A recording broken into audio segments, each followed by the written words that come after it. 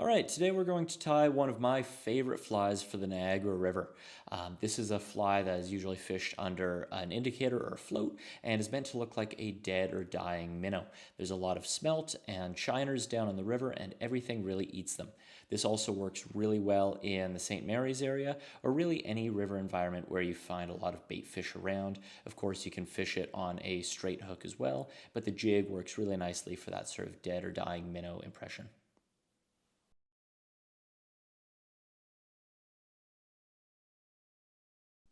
So to start out here, I've got an Arex jig streamer hook in the Vice PR374 is the code. This is a size 2. We're fishing this fly a lot of the time for large steelhead and lake trout, so a big hook is definitely a great choice. For thread here, I've got red. Gives you a nice sort of gill impression in the final product. You could use white or whatever color you like. Something reasonably thick is definitely going to make the job a little easier for you, especially because we're looking to build up a bit of a head toward the end of this fly.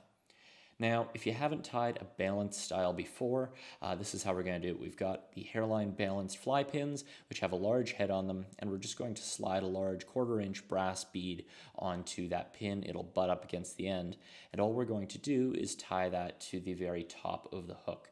What this allows you to do is place that weight further forward from the hook, which gives you a really pretty true parallel kind of presentation in the water, as opposed to something like using a slotted bead and a jig hook, which tends not to ride perfectly level. So this fly, it's actually quite a simple tie. We're going to fill up the body here with some filler flash. Polar chenille also works really well. You could just as easily even leave this body bare, but this is the only flash that I really mix in, or heavier flash in this fly. So this sort of bleeds through in the final product and just gives you that little glimmer that a bait fish would have. You could use dubbing here, you could use a dubbing brush, whatever you like, but just something to give it a little bit of body and the tiniest bit of flash. What you'll see I'm doing here is not wrapping these wraps edge to edge, giving them just a little space between. I do want a bit of body here, but I don't want this massive profile fly in the end. Smelt and shiners, the pretty slim bait fish, so no need to bulk it up too much here. You'll see I'm going to take that right up to the eye and tie it off there. This whole fly is essentially tied immediately behind that bead. That's looking pretty good. And then the body here is made of polar fiber. So polar fiber is sort of similar to craft fur if you haven't used it before. The great thing about polar fiber though is it is even softer than craft fur. It has this really nice life to it. And so when we're dead drifting this fly, it's actually going to still have lots of movement even though we're not really actively twitching it and moving it a whole lot. What you'll see I'm doing here is just sort of trying to realign the fibers off of the quote-unquote hide of the polar fiber. There is various lengths of hair to give it sort of a staggered taper. We can take that out by just sort of plucking out the long fibers and realigning them. And we're going to tie them in. This is going to be an inverted fly, so we want the white on the top of the hook and what will be the back, the olive, on the bottom. That will give you, once it's inverted, that nice dark top, light bottom sort of appearance. And for length here, I find somewhere around that 3 to 4 inch mark about right. These are, again, large fish. I don't find them very shy of eating a big meal a lot of days. Definitely if you're fishing really pressured fish, like in the whirlpool area, you might downsize to even just something a couple inches in size. But that sort of 3 to 4 inch range seems to be a pretty sweet spot for brown, steelhead, and the Lakers down there. For the top, we're just going to use the same material, but in olive. So again, you'll see me sort of plucking out the really short fibers to clean that up a little, and just trying to realign those longer fibers. And I'm going to tie it in just the same length as the white is the goal here. So you'll see me just eyeballing that. And then the only kind of tricky part here is just going to be getting that around the hook point. So I'm going to tie that in, but then start sweeping it down around the point, as you'll see here, just to make sure everything's coming out nice and even. So it's tied in, pull that down in around that hook point.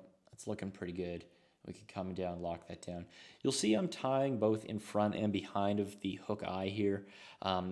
Really, you want everything as tight to that bead as you can get it for reasons you'll see in a second.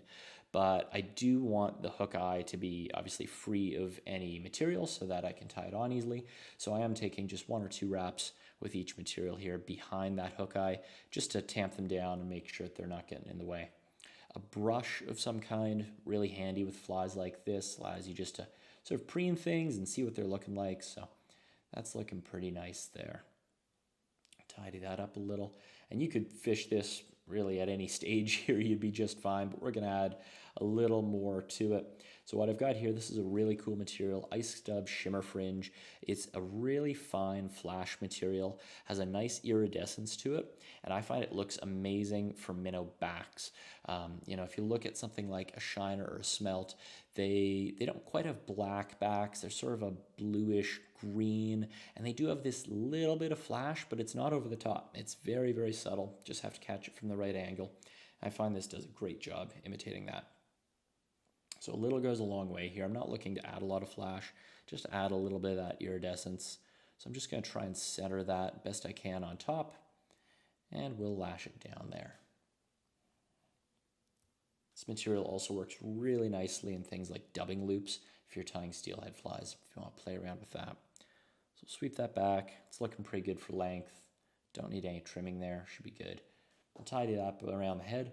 And although I'm trying to keep a reasonably clean head here, this is all going to get covered in UV resin, so it actually doesn't have to be really, really tidy. It's looking great right there. Yeah, you can have some exposed gaps and things in your thread wraps. It's not going to show up much in the final product. So I'll whip finish right here. Again, you could fish that fly just as is, but we're going to add some eyes to this just for some added realism. I should mention as well, this fly could very easily be tied on like a regular lead jig head too. If you want to fish it with a spinning rod or something like that, that'd be a terrific way to go. Be just like a soft bucktail jig. So I've got some Solares UV resin in the thick formula here, and some, I believe these are 7mm stick-on eyes, and a little bit of super glue. The super glue is just to help me place the eyes. It's not enough by itself to actually hold them. It's just to get things set up. So I've put a little dab just sort of on the thread wraps and just slightly overlapping the bead head here. When I say you want to tie everything really tight to the bead, this is why. You want to create a pretty smooth ramp from the bead to the fly so there aren't any major gaps behind these eyes when you stick them on. If you can actually create some bulk there, that'll make this much, much easier. So I'm just tacking these eyes on just to get them to sit where I want. Do the same on this side. Come in with our eye. I'm a big fan of silver eyes on silver baitfish. There are lots of cool, funky colors out there. Some of them work really well on other colors, but for our silver baitfish, like shiners and smelts, they do have just sort of a classic silver and black eye, so I find that's the best option for these flies. I've let that sit for a second. Those eyes are secured in there well enough now that I can come in with my thick UV glue here and start filling in those gaps. There will be a fairly large gap behind those eyes. If you leave that there, a fish's tooth is absolutely going to get in behind them and pop those eyes off. So right now we're just going to go over it with a few coats and try and fill in those gaps best we can, really make a solid head. And once you're done this is like a bomb-proof fly. The only way that you lose this thing is by hanging it up in a rock, because that whole head is just encased in the UV resin or epoxy. So going over that a few times over, really getting things filled in. Don't be shy here. And you'll see I'll go over the eyes a little bit as well, just to really make sure that they're encased in that resin.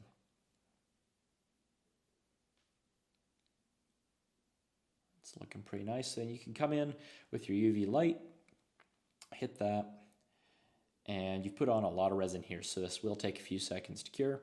Make sure that it is good and solid before you move on. But this really is the fly.